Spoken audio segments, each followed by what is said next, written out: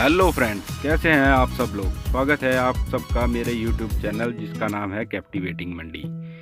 तो चलो आज फिर से चलते हैं माता के दर्शन करने के लिए। आज जा रहे हैं हम चौका वाली माता के मंदिर, जो कि है देवीधार लूना पानी में।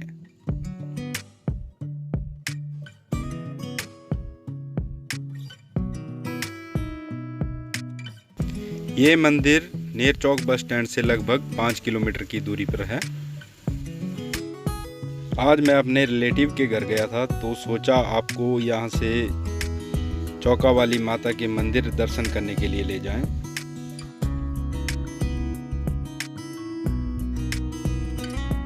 तो अभी हम निकल रहे हैं नागचला से।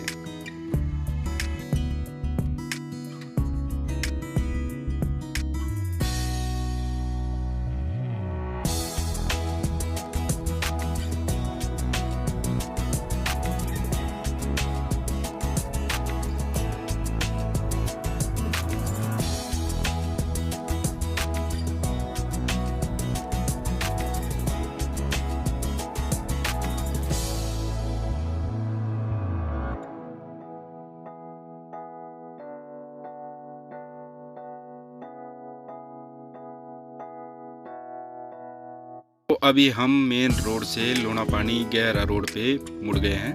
तो चलिए चलते हैं माता के मंदिर की ओर।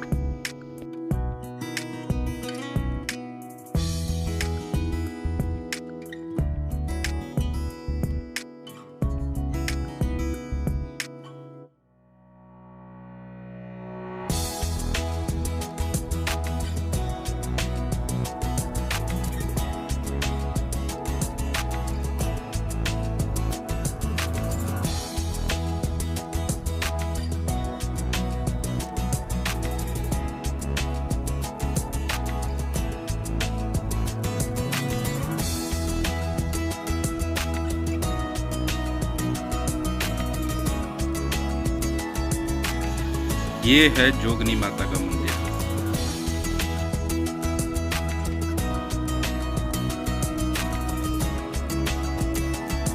यहाँ चारों तरफ चील के पेड़ हैं, जिसकी वजह से यहाँ बहुत ही अच्छा मौसम होता है। मंदिर की ओर चलते चलते मैं आपको बता देता हूँ कि इस मंदिर में माता कन्या के रूप में रहती है, और विस्तार से हमें पुजारी जी बताएंगे। हम मंदिर में जाकर पुजारी जी से बात करेंगे और वे हमें इस मंदिर के इतिहास के बारे में बताएंगे।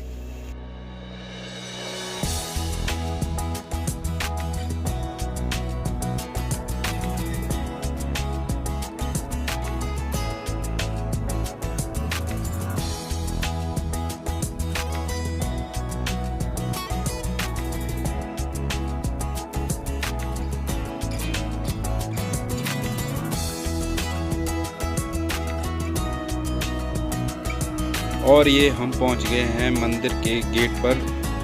चलिए चलते हैं अंदर मंदिर।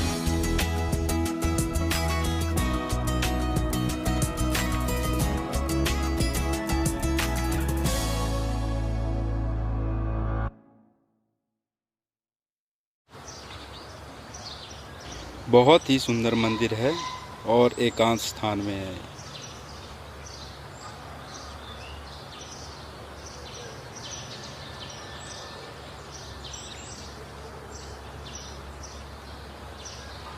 तो चलिए करते हैं माता जी के दर्शन।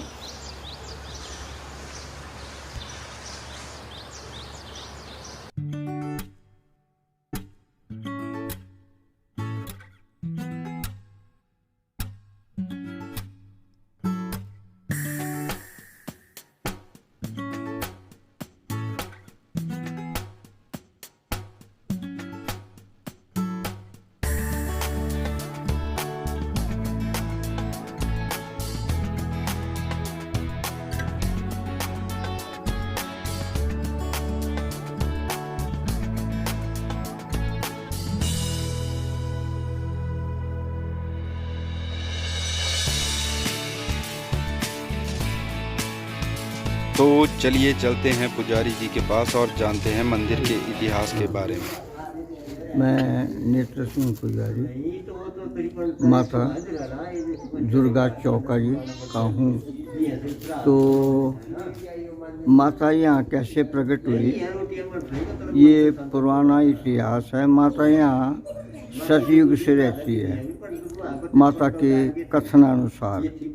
तो ये सिद्ध स्थान है माता का।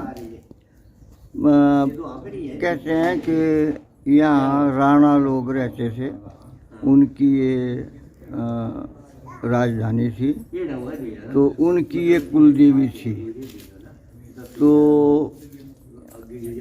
राणा जब वृद्ध होने लगा तो उनकी कोई संतान नहीं थी, तो उसने माता से प्रार्थना की कि माता मुझे मेरा वंश चलने के लिए मुझे पुत्र दें आप। तो माता ने कहा कि देखो आपके भाग्य में पुत्र नहीं है, इसलिए आपको पुत्र देना मेरे सामर्थ्य में नहीं है। तो उसने जिद की राणा ने कि नहीं, मेरा पुत्र होना ही चाहिए। तो माता ने बोला कि आपका पुत्र तो भाग्य में है नहीं, लेकिन मुझे ही जन्म लेना पड़ेगा आपके घर में, लेकिन अभी आप मेरा सुख नहीं भोग सकेंगे। ऐसा ही हुआ। माता ने कन्या रूप में उसके घर में जन्म लिया। फिर ज्यों ही उसका जन्म हुआ, उसके फौरन बाद जो है राणा स्वर्ग से धार गए। फिर उनकी घरवाली रानी जो थी वो अकेली रही। उसने उस बच्चे का पालन पोषण किया और वो लड़की 11 साल की कन्या हुई। तो यहाँ कहते हैं कि हटगढ़ साइड में कोई नीच जाति का कोई व्यक्ति था, वो बड़ा संपन्न आदमी था। उसके एक लड़का था, उसने सुना कि रानी की एक लड़की है जो अनाथ है, तो मैं अपने बच्चे के लिए, अपने लड़के के लिए उससे शादी करूं। तो ऐसा विचार करके उसने यहाँ के कुछ लोगों से शायद कोई तालमेल किया होगा और उन लोगों ने हमें भर दी कि हाँ आप आओ और बारात लेकर के और हम उस लड़की को आपके हवाले कर देंगे। ऐसा ही हुआ। वो नीच आदमी बारात लेकर के आया और यहाँ लूना पानी एक स्थान है, वहाँ जब वो बारात पहुँची ढोल धमाके के साथ, तो यहाँ के जो कुछ लोग थे उन्होंने कहा कि ये ढोल धमाका कैसा है। तो उन्होंने जब पता किया तो कुछ लोगों से पता लगा कि भाई मैं ऐसे ऐसे कन्या जो है रानी की उसको ब्याहने के लिए जा रहा हूँ। तो ऐसा जब उन्होंने रिपोर्ट दी रानी को तो बड़ी दुखी हुई। तो लड़की तो शक्ति स्वरूप थी, उसने यहाँ उनके महल में यहाँ स्थान में एक कुआं था, वो लड़की उसने शाप दे दिया और वो जो भी जितनी भी बारात थी वो सब पत्थर बन गए, वो कोई मंदिर तक या स्थान तक नहीं पहुंच पाए और वो लड़की जो है वो उस कुएं में अदृश्य हो गई। रानी ने आत्मघात कर लिया और इस तरह से ये कहानी यहाँ समाप्त हो गई, एक कहानी। दूसरी फिर कहते हैं कि ऐसे बहुत दिन बीत गए, फिर वो शक्ति रूप तो थी, तो उसने अपना काम चलाने के लिए या अपना परिचय देने के लिए उसने एक कन्या का रूप धारण करके फिर वो यहाँ बच्चों के साथ, यहाँ ग्वाड़े लोग आते थे डंगर पशु चराने के लिए, तो उनके साथ वो लड़की भी खेलती थी डंगर पशु लेकर के। तो एक दिन उसने उन बच्चों को पूछना शुरू किया कि आपके घर कहाँ हैं। तो उन सब लड़कों ने अपने अपने घर उस लड़की को बताए।